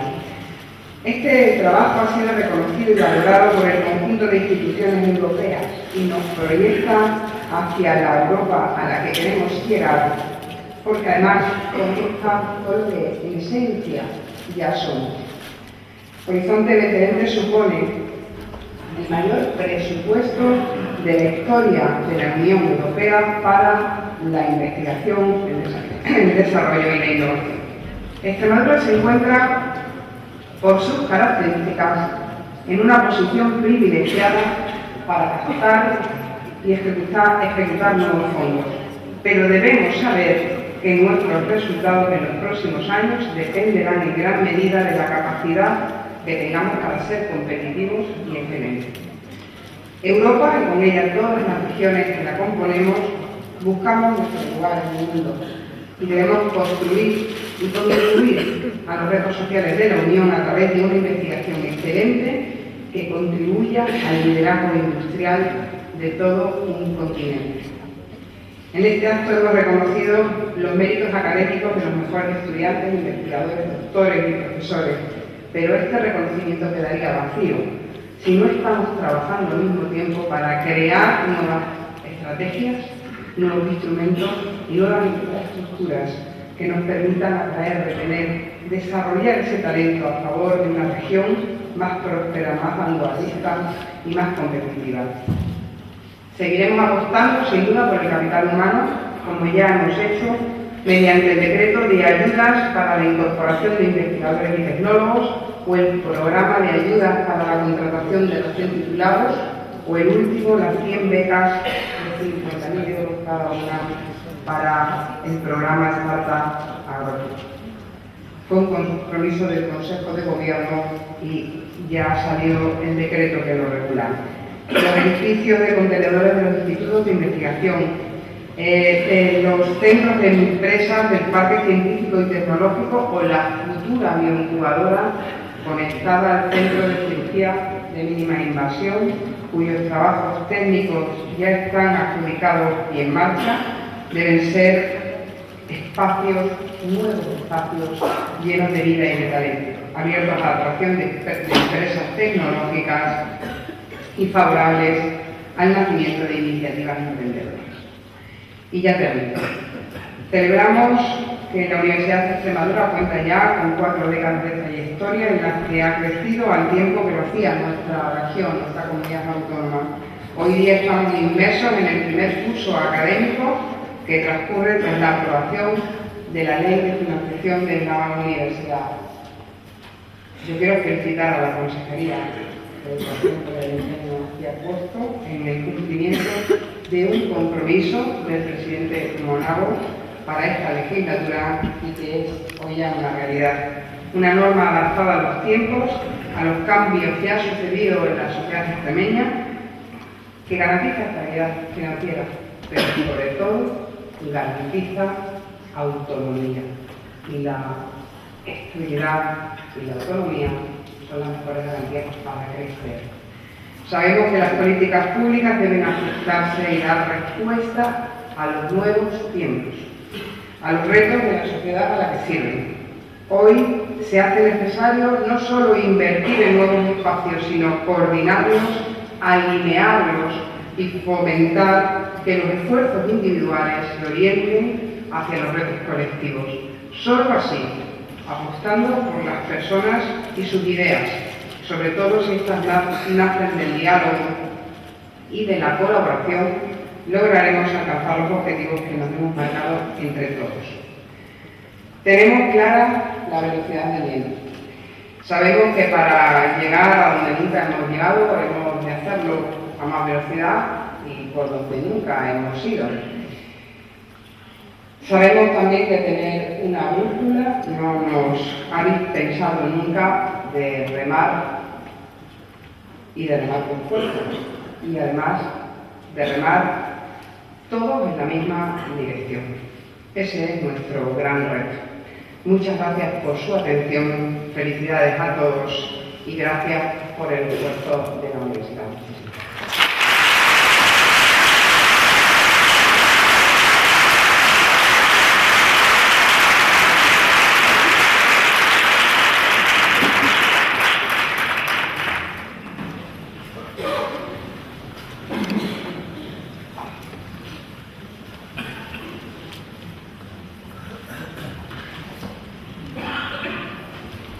Excelentísima señora vicepresidenta, excelentísima señora consejera de Educación y Cultura, rector Sánchez Misiego, general Dacoa,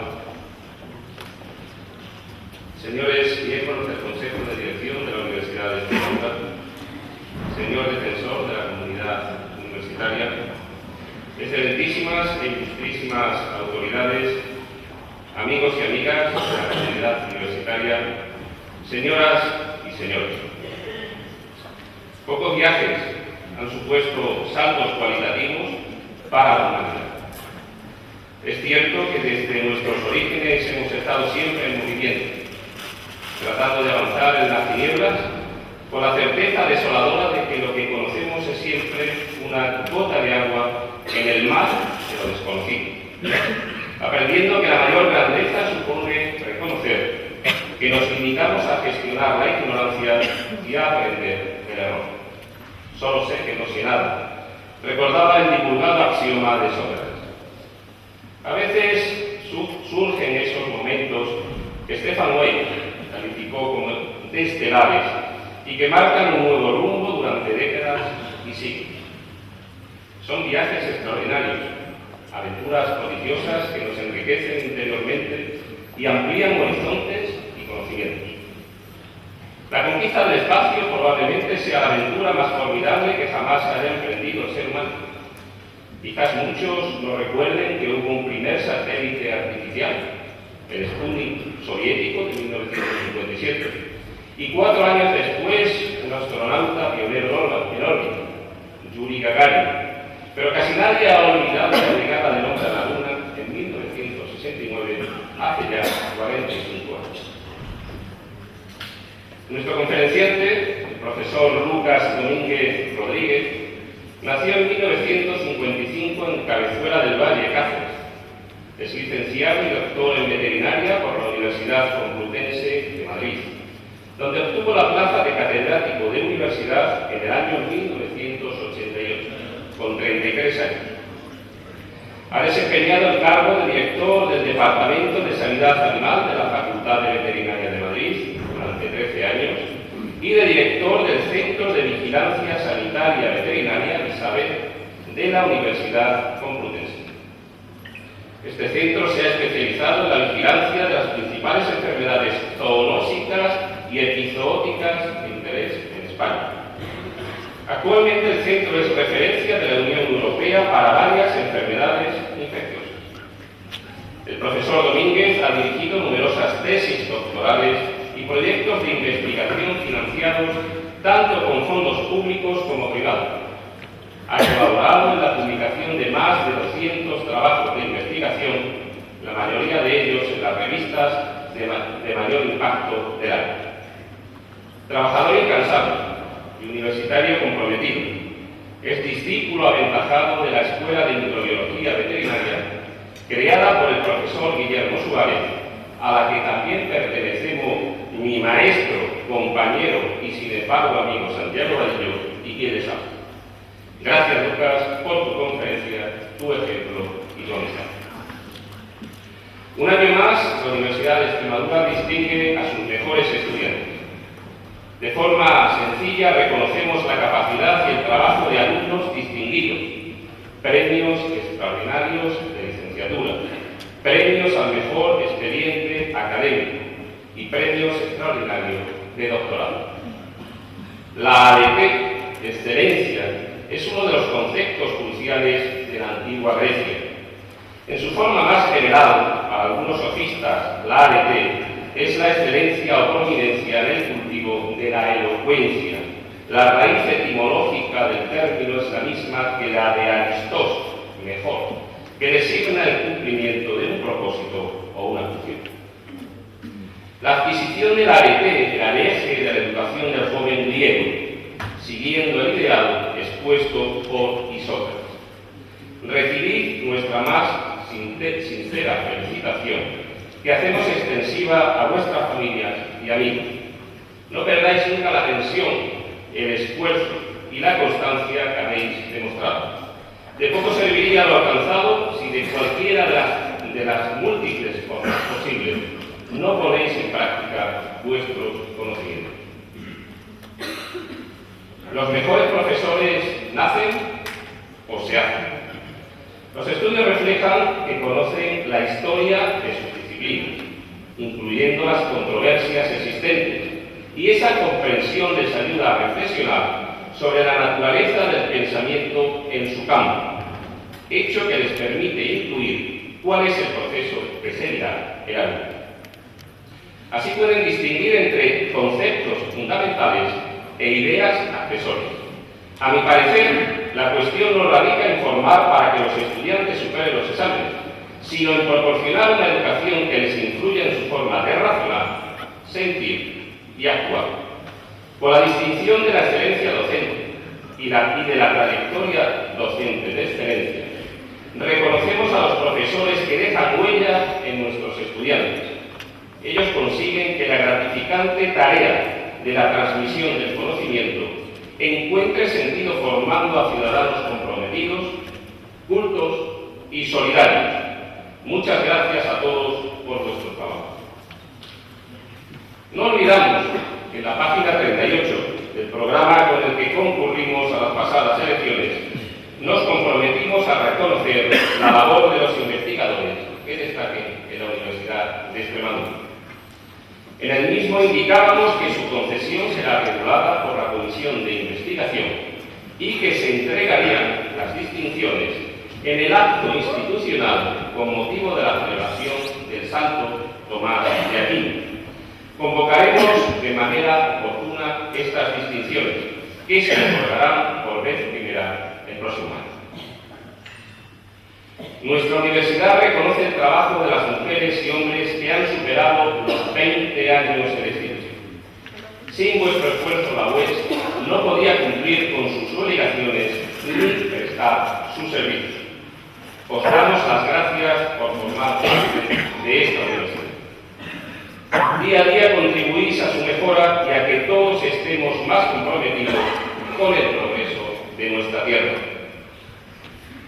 de nuevo reconocemos el compromiso de las personas recién jubiladas.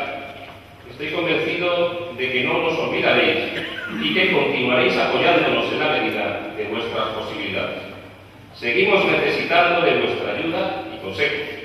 Os deseamos una feliz jubilación, que discurra mientras comprobéis con orgullo el progreso de la institución y de la sociedad a la que habéis servido. En esta celebración ya lo contamos con Alba Sánchez García, José Nieto Cordero, Arquímedes Rodríguez Reyes, Fernando Serrano Mangas y Estefanía Díaz Delgado. Poco carácter tendría nuestra institución si no recordara a las personas que la forjaron y le dieron sentido. Nos duele su ausencia. Descansen en paz. El pasado 29 de octubre la comunidad universitaria apoyó nuestro programa electoral y al equipo de gobierno que lo llevará a cabo. Agradezco sinceramente la confianza depositada en nosotros y me comprometo a abordar esta etapa con energía renovada y la misma ilusión del primer día. Bajo el lema Compromiso de Futuro, presentamos un programa basado en la experiencia acumulada a lo largo de estos años y en las propuestas de futuro reflejadas en el Plan Estratégico 2014-2018. Además, incluimos muchas ideas recabadas en reuniones con miembros de todos los sectores de la comunidad universitaria. Entre las ideas fuerzas de este documento, convertido gracias a vosotros en programa de gobierno destacable, la elaboración de un plan plurianual del PDI, de forma coordinada con departamentos, centros e institutos que establezcan las necesidades reales del profesorado y su nivel de cualificación para los próximos 4 años. Este documento nos permitirá diseñar la promoción a lo largo de toda la carrera docente, tanto para el profesorado numerario como para el contratado laboral. Otro punto clave es la revisión del encargo docente, que reconocerá más actividades y valorará más las ya reconocidas en el plan de organización docente y/o en el plan de dedicación académica. Asimismo, aumentaremos el número de institutos universitarios de investigación, agilizando su puesta en marcha y funcionamiento. En este sentido, el Consejo de Gobierno de la UES aprobó el pasado 19 de diciembre la creación de 5 nuevos: el Instituto de Matemáticas, el de la dehesa, el de Biotecnología Ganadera y Cinegética, el de Recursos Agrarios y el de Lingüística y Lenguas Aplicadas. De esta forma suman ya 9 los institutos universitarios de investigación existentes, tras la aprobación el pasado verano de los 4 primeros centros: carne y productos cárnicos, agua, cambio climático y sostenibilidad, patrimonio y computación artificial avanzada. Otro de nuestros compromisos consiste en mejorar el acceso y la permanencia de los estudiantes, luchando por unas tasas lo más bajas posible dentro de la ley y por el aumento del número de becas complementarias y becas sociales, con el objetivo de que ningún alumno abandone la Universidad de Extremadura por motivos económicos. Buscaremos la consolidación y promoción del personal de administración y servicios, apostando por la estabilización de las personas como la mejor medida para la adaptación a las necesidades cambiantes. Tenderemos a profesionalizar la gestión con el propósito de que los titulares de puestos de jefatura obtengan la permanencia necesaria para favorecer su actividad. Potenciaremos los cursos de español para extranjeros como estrategia de extensión universitaria y vía de internacionalización de nuestra tierra. Esta apuesta responde a la voluntad de convertir a la Universidad de Extremadura en un referente internacional de la enseñanza del español como segunda lengua, dando valor a nuestras capacidades académicas y al patrimonio cultural, artístico y natural de nuestra región. La última idea fuerza es el uso de la Ley de Financiación de la Universidad de Extremadura como herramienta útil que permita satisfacer las necesidades reales de nuestra institución. El pasado 15 de diciembre la Comisión Mixta celebró su primera reunión y encargó a una comisión técnica los estudios para dotar a la UES de los medios suficientes por los que cumplir las misiones encomendadas y el compromiso con la sociedad. Agradezco al presidente Monago, a la vicepresidenta, a la consejera de Educación y Cultura y a los distintos grupos políticos que componen el arco parlamentario extremeño, Partido Popular, Partido Socialista, Izquierda Unida y la coalición extremeña regionalista Pérez-Creix, su ayuda. Se ha escrito profusamente acerca de las gestas deportivas en clave de liderazgo y de gestión de personas y organizaciones. Sin menospreciar en absoluto las lecciones susceptibles de extraerse del deporte de competición, seguramente son mayores las enseñanzas deducibles de las exploraciones históricas, cuya gestión es más completa y similar a la realidad cotidiana y a la habitual marcha de las organizaciones. Al final, la vida personal o profesional no es una maratón u otra parcela deportiva que exige esforzarse mucho, entrenar y dar lo mejor de uno en una especialidad concreta. Nuestro camino por este mundo se asemeja más a una gran aventura, para la que, además de las mejores capacidades técnicas o físicas posibles, se requieren otros factores claves. Debemos afrontar la incertidumbre y gestionar el riesgo, la comunicación, la financiación y el trabajo en equipo, seleccionar el rumbo adecuado y prepararnos para avanzar hacia escenarios desconocidos. Para progresar en esta gran aventura personal o institucional en la que estamos embarcados, precisamos, al igual que los exploradores de antaño, soñar y dejar fluir nuestra imaginación, sentir pasión por lo que hacemos, planificarlo todo con rigor y, al final, tener el coraje de llevarlo a la práctica, manteniendo una visión global del proyecto. Las personas con auténtica capacidad de liderazgo son notables en circunstancias extremas. Los demás son meros gestores que organizan el día a día con las herramientas y estructuras que tienen a su disposición. En ese sentido, Colón, Magallanes, Kant, Darwin, Malespina, Shackleton, Amundsen, Scott, Mallory, Hillary y tantos otros tienen mucho más que enseñarnos que sus propias historias de descubrimiento y superación. Sin duda estamos viviendo tiempos complejos y quizás los venideros lo serán aún más. Dejando aparte asuntos coyunturales como la crisis económica, la velocidad y envergadura de los cambios que acontecerán durante nuestras vidas y las de las siguientes generaciones serán de tal magnitud que pulverizarán cualquier intento de comparación con tiempos pasados. La dinámica de la evolución es exponencial y no debemos analizarla de forma lineal. Ante este porvenir de vértigo al que nos vemos abocados, muchas personas se dejarán dominar por el miedo, por la aversión al cambio y por el deseo de mantenerlos activos, las capacidades y el status quo actuales. Otras personas enfocarán su existencia a partir de la curiosidad, de las ganas de aprender, de la adaptación y alianza con lo nuevo, asumiendo los peligros y los riesgos con la convicción de que allí laten también las oportunidades y el crecimiento personal. Serán los herederos del carácter, la visión y la energía de los exploradores y entenderán el mañana como un mapa en blanco, con espacios por descubrir y dibujar. El porvenir requiere que todos tengamos un punto de exploradores y que incorporemos factores esenciales de la actitud de los grandes viajeros de la historia para emprender nuestro mayor y más trascendental viaje, la aventura de nuestro futuro. Les deseo que pasen un feliz día. Muchas gracias.